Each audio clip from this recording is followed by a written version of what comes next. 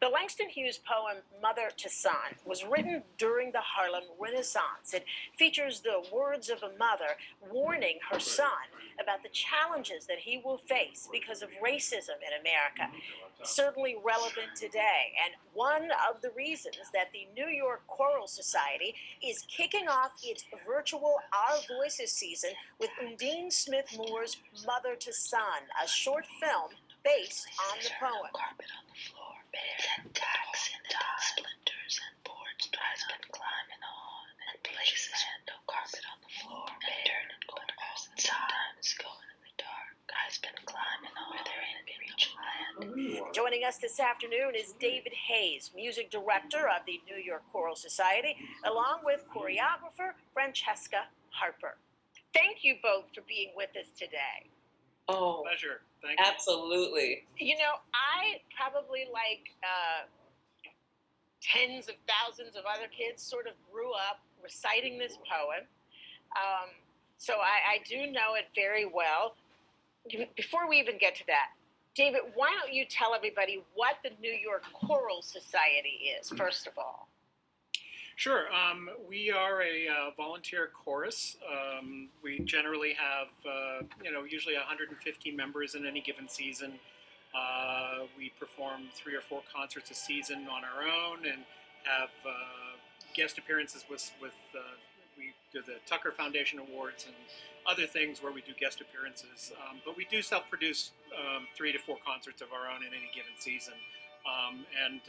It's a large mixed adult chorus.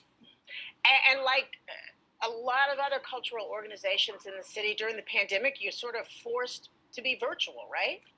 Well, unfortunately, as we found out very early on, singing is a super spreader event because of the aerosols that are let out by the act of singing, and so we haven't actually been physically together since the last concert we gave just before the shutdown last year on March 6th, and since then we've been forced to try and figure out how we creatively exist in this virtual world we're all stuck in for the time being, although hopefully not for too much longer. And how did the Our Voices series come about? The series came about because we were trying to decide, I was trying to decide, what were we going to do? The choices were, you could hibernate. Some groups have done that. They just went dark for the duration and waited for something to get better and then reemerge. And we could go and do an online streaming project or digital projects.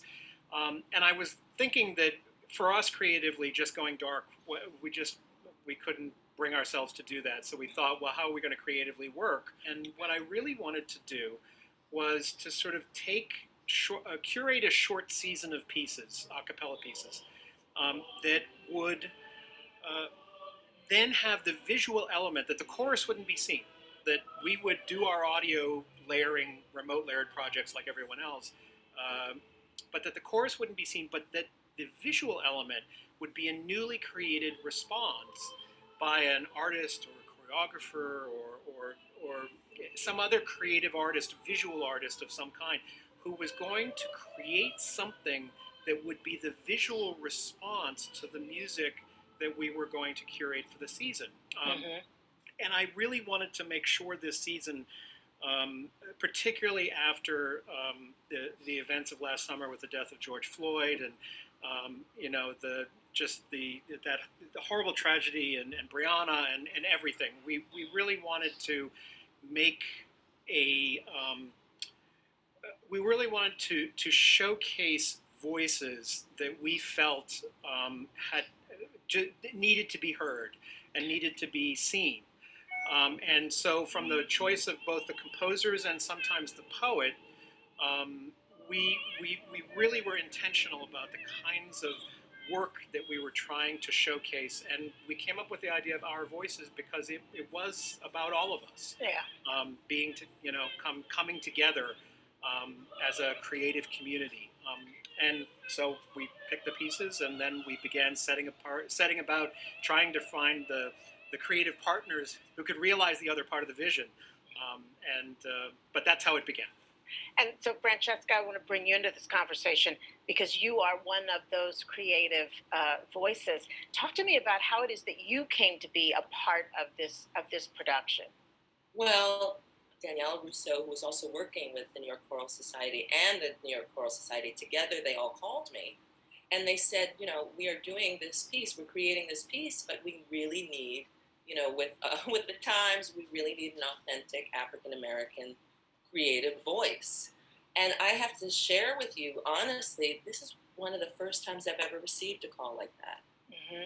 Really stating, that it was important. And this woman who I think they had worked with before said, it just doesn't feel right for me to do this as well. And I thought, this is the first, and this is really a sign of progress and change. Yeah, I think that someone is actively reaching out and generously kind of giving up, this opportunity to do what she considers the right thing in this artistically in these circumstances. So that for me was incredible. And also the New York Choral Society then echoed her sentiments and saying that it was so important for them to, really have an authentic voice, create this piece, which was so exciting to me. And working with this poem that just, I think, sort of transcends the decades. How was that? And just the process of sort of to give physical voice, I guess you call it, to these words and this music. Well, which is kind of what you do always, but I feel like this, yeah. Yes, it is, but no, not virtually and not on Zoom, and not with the New York Choral Society for the first time. It's all very daunting and new in a lot of ways to translate and even to think about filming, during quarantine now has always been, my gosh, I've had situations that I've been filming virtually, that the cinematographer is there and I'm on Zoom, but luckily we were all able to be together in this process, and we rented a space. I have to commend and thank David and thank the New York Choral Society, because they said, just go to town. Whatever your vision is, we give you no restrictions or restraints, and you can have your creative vision come to full fruition, on your own. And so I just went to town, kind of exploring the infinite possibilities creatively. And I'm really proud of what we made. It's, for me, also embodies the internal experience of the African-American experience of mother to son and contending with racism and passing that on and building up the next generation for me. So that's been really exciting. And David, what do you want people when they see the work? What do you want them to walk away with and to feel, to think? Well, I think what I want them to walk away with is a sense of just the incredible creativity of everybody involved in telling this story, a very important story to tell. The poem is so incredibly potent, and it's an important poem, and the sentiments about it that it talks about are so important and timely, no matter when it was written. Exactly. And it just it was one of the things that drew me to the piece was the just the intensity of the poem, and it's kind of searing in its way. Francesca, I'm gonna just a last word from you, if you will. What can people expect? Do you have a favorite part? It's a short film. It's a pretty big little production. If you know what I mean. Yes. No, there's a moment, I think it's about 3/4 of the way through. And I won't say what it is, because I really would love people to watch. But it's when the chorus starts to build. And it is an amazing moment. And I thought, I bookended the piece with kind of foreshadowing it in the beginning.